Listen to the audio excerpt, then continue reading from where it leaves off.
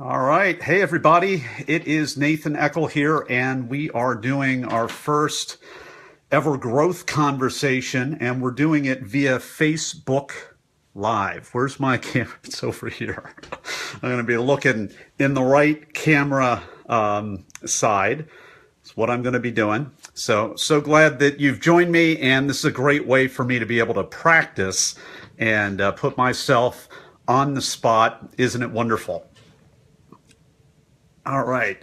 So great. So our theme for January at Leadwell is growth. It's personal growth. It's really, really important that we have a framework for not just achieving and hitting goals, but actually hitting our lives as a process every single day, every single hour. And instead of focusing on goals, instead, it's probably a better idea to think about a process and think about our own personal growth. So that's what we're going to be talking about here today. We're going to talk about the number one element that's going to guarantee you a better tomorrow. And we're going to talk about why goals actually trump growth. So if you're ready for this, let's go. So first, a quick little story, and this might be a little dangerous to do here on Facebook, but we're going to play a little game. And generally in life, actually almost always in life, it's a really, really bad idea to talk about stereotypes and things like that. But that's actually what the game is based on. We're gonna play a game about stereotypes, but it's not going to be too politically incorrect. It's actually going to be we're going to play East Coast versus West Coast. And it's okay to think in terms of stereotypes for this game because that's kind of the point of the game. I'm going to prove a point, but imagine that that there's somebody on the West Coast. Okay, what is somebody? If you think in terms of the stereotypical, the quintessential West Coast person, what are they doing? What are they wearing? What are they saying? Or what kind of words are in their vocabulary? Is it a very business-like setting, or is it a little bit more laid back? Which is it? If we're talking about the West Coast, some of us have never really been on the West Coast, but I guess the opposite can be true. Some of you that live on the West Coast, you've never been to the East Coast. But what's the stereotype? Which person is going to be more laid back? Is it going to be the East Coast person or the West Coast person? Which person is going to use words like righteous and dude and other things from the 80s and do this symbol? Is it going to be the East Coast person or the West Coast person? Which person is going to be more likely to be walking very briskly and not have a whole lot of time to relax? Which kind of person is going to maybe be a little bit more rude or business-like?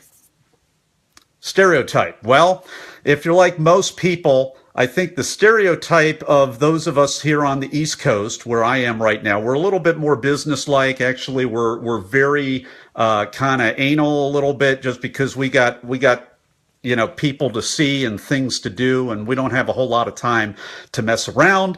Maybe that's because of the weather. Maybe that's because of all the population centers right here.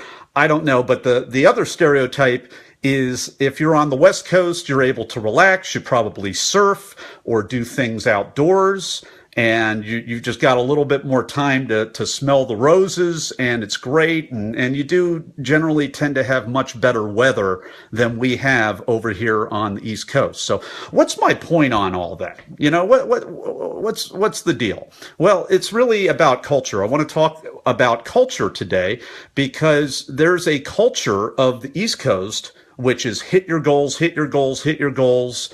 You can relax at the end of the day, maybe on the weekend you can relax, but not until you can't just take a breather and enjoy your life until you've slammed out all of your stuff and you've conquered the world. There's a culture on the West Coast that's a little bit more of a stereotype of, hey, you can take it easy, you can still be intentional, you can still hit your goals, but you're really enjoying and smelling the roses as you're going through life.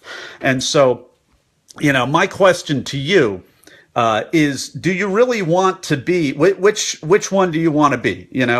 Regardless of where you live, which would you want to be? And if you're watching this right now, go ahead and type it in. You want to be an East Coast person or a West Coast person, regardless of where you live? Do you want to be a person that's able to, even in the midst of an intentional life, be able to smell the roses, be able to grow, be able to achieve, but also do it within a context of enjoying your life? Or do you just want to be slam, slam, slam, outdoing yourself all the time? I know which one I want to be. And it's been a little bit of a reorientation for me over time, because it has, I used to be, I think I grew up in a very East Coast culture. I grew up in a very goal-oriented culture. And the question that I had to ask myself, and maybe I'm asking you right now, is do you want to be that East Coast stereotype person? Do you want to be the person that's always on?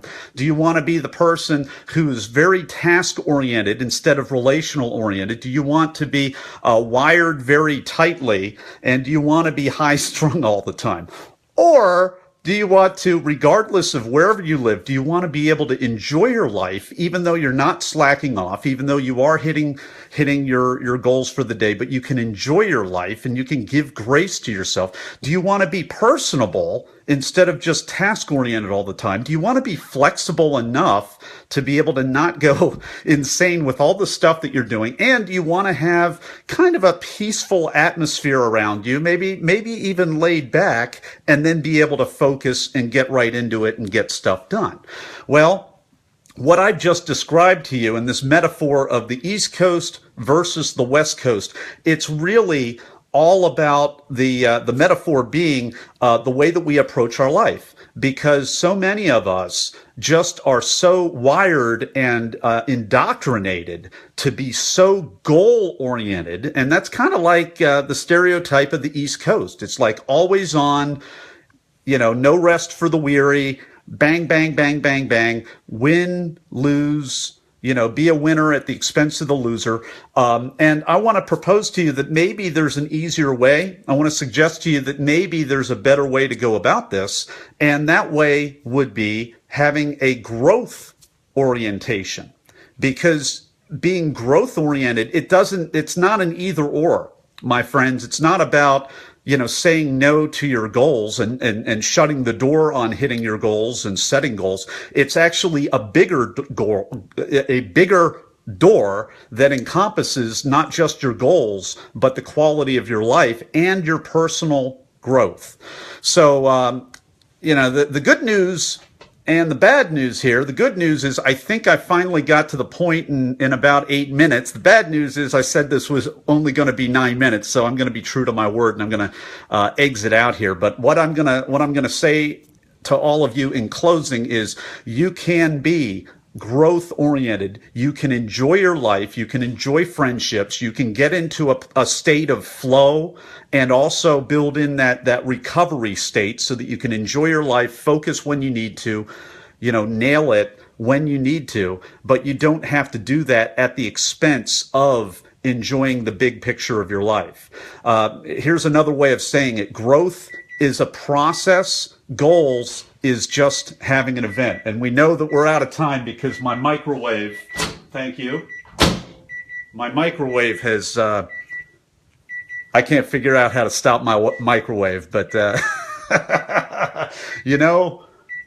that's distracting. But anyway, so that was my goal for today, was to grow, by keeping this to 9 minutes. I hope you enjoyed it. And I'm going to actually, I can't even type that in. I can't figure out how to type this in on the phone. But those of you who are local, this has been kind of a Facebook Live commercial. And if you go to DelawareLeadership.com and you're local to the Wilmington, Delaware area, there's still time to jump in and join us this Saturday morning for Lead Well, leadership lessons at the Well, which is right outside of town.